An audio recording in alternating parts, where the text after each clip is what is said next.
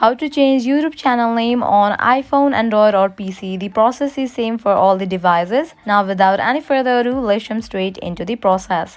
Firstly, open your YouTube app. Here we go.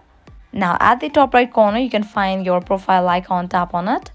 From here, you have to select the option of your channel. Open it. After you land to this page, you will see this pen kind of icon. Tap on it. And at the top, you can see this option of name. From here, you can easily change your YouTube channel name. All you have to do is tap on it. Remove your old YouTube name. Type in new name for your YouTube channel. This name will be visible to all users on YouTube. Changes to your name will be reflected only on YouTube. You can change your name twice in 14 days. And after you are done, you can tap on save given at the top right corner.